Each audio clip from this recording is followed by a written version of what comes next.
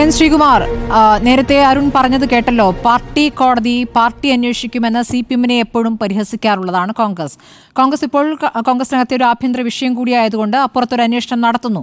അപ്പുറത്ത് പോലീസ് അന്വേഷണത്തെ നിങ്ങൾ നിരാകരിക്കുന്നില്ല എന്നും പറയുകയാണ്. രണ്ട് അന്വേഷണ റിപ്പോർട്ടുകളും വരുമ്പോൾ IC ബാലകൃഷ്ണൻ കുറ്റക്കാരനാണ് എന്ന പോലീസ് കണ്ടെത്തിയാൽ അത് അംഗീകരിക്കുമോ കോൺഗ്രസ്? നോക്കൂ സ്മൃതി, ഇവിടെ CPM-ൻ്റെ പ്രതിനിധി അരുൺകുമാർ ഒരു നിമിഷ പ്രസംഗം ഒരുപാട് നടത്തിയല്ലോ. ആവശ്യത്തിലധികം സമയം സ്മൃതി കൊടുത്തു.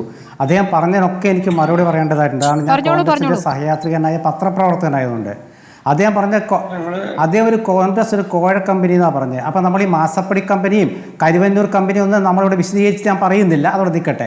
മറ്റൊരു കാര്യം, അദ്ദേഹം 2 തവണ പറഞ്ഞു ഒരു ക്രിമിനൽ കേസ് എന്ന സ്റ്റേറ്റിനെതിരാണ്. ശരിയാണ് അരുൺകുമാർ, പെരിയ ഇരട്ടക്കൊല കേസ് ക്രിമിനൽ കുറ്റമാണ്, അത് സ്റ്റേറ്റിനെതിരാണ്.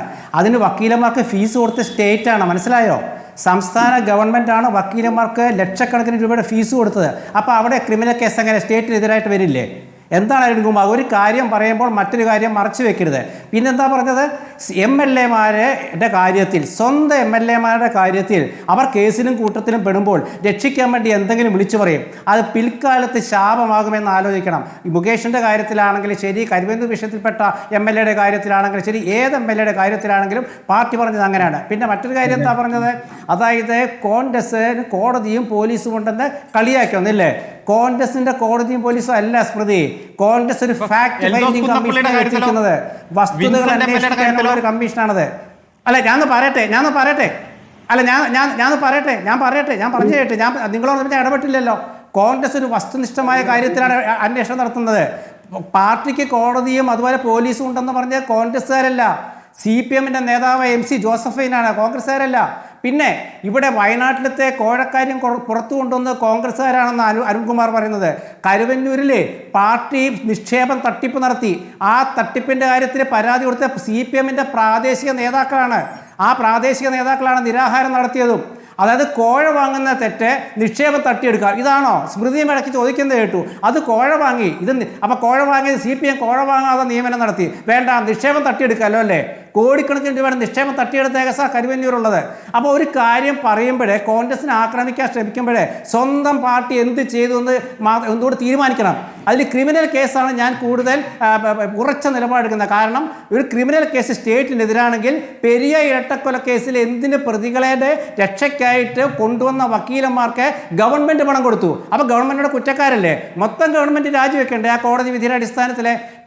പിന്നെ ആ CPM-ൻ്റെ നേരെ ഉന്നയിക്കപ്പെട്ടിട്ടുള്ള ആരോപണങ്ങളും കാര്യങ്ങളൊക്കെ പലവട്ടം ചർച്ച ചെയ്തുകൊണ്ട് ഞാനത് പറയുന്നില്ല. ഒരു കാര്യം വളരെ വ്യക്തമാണ്, കോൺഗ്രസ് ഒരു കമ്മീഷനെ വെച്ചാൽ ആ കമ്മീഷൻ വസ്തുനിഷ്ഠമായ കാര്യങ്ങൾ വിലയിരുത്തുന്നത് പാർട്ടിക്ക് മനസ്സിലാവാനാണ്. അത് പല കാര്യങ്ങളിൽ ഇടപെടും. എൽദോസ് കുന്നപ്പള്ളിയുടെ കാര്യത്തിലും കോൺഗ്രസിൻ്റെ നിലപാട് അതായിരുന്നു.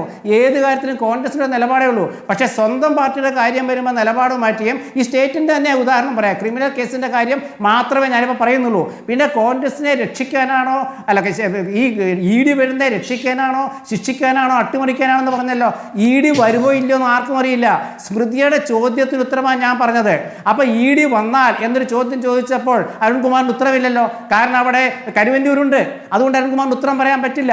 പിന്നെ ഒരു കാര്യം എന്താ വെച്ചാൽ, അതായത് ഏത് വിഷയത്തിലാണെങ്കിലും അരുൺകുമാർ ഒരു പാർട്ടി എന്തെങ്കിലും കാര്യങ്ങൾ എടുക്കുന്നുണ്ടെങ്കിൽ അത് ഭാവിയിൽ ആ പാർട്ടിക്ക് എങ്ങനെ തിരിച്ചുവെക്കും എന്നുകൂടി ആലോചിച്ചിട്ട് വേണം പറയാനായിട്ട്. അന്നന്ന് കാണുന്ന കാര്യങ്ങൾ അന്നന്ന് വിളിച്ചു പറഞ്ഞിട്ട് കാര്യമില്ല.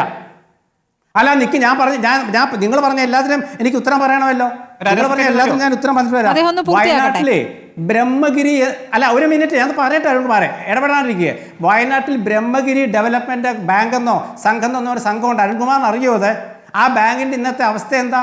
അവിടുത്തെ നിക്ഷേപകരും അവിടെ ഭരിക്കുന്ന CPM ആയിരുന്നു. അവിടുത്തെ നിക്ഷേപകരുടെ ഇപ്പോഴത്തെ അവസ്ഥ എന്താ? അത് അരുൺകുമാറിന് അന്വേഷിച്ച് നോക്ക്. അവിടെ ഒരു ഈ പോത്തിനെ വളർത്തിയിട്ടോ എരുമയെ വളർത്തിയിട്ടോ തിരിച്ചെടുക്കുന്ന ഒരു പദ്ധതിയൊക്കെയാണ് അതിൽ ബന്ധപ്പെട്ടിരിക്കുന്നത്.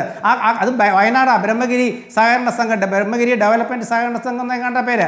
അതും കൂടെ ഒന്ന് അന്വേഷിക്കുക അരുൺകുമാർ. ഈ നാട്ടിലെ സഹകരണ സംഘങ്ങളിലെ നിക്ഷേപ കാര്യത്തിൽ കൈവച്ച പാർട്ടി CPM-ആ. പിന്നെ കോൺഗ്രസ്സുകാരുടെ നിയമനത്തിലെ കോഴയാണെങ്കിൽ അത് അന്വേഷിക്കട്ടെ. അപ്പോൾ കോഴ വാങ്ങാൻ പാടില്ല, അത് തെറ്റ്.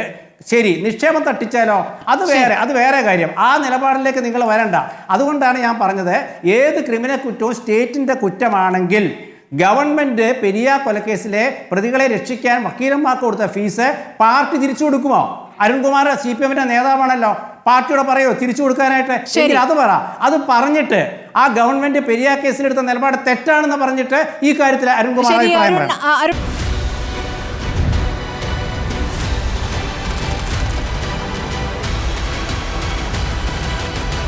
ഡിബേറ്റ് വിത്ത് സ്മൃതി പരുത്തിക്കാട്.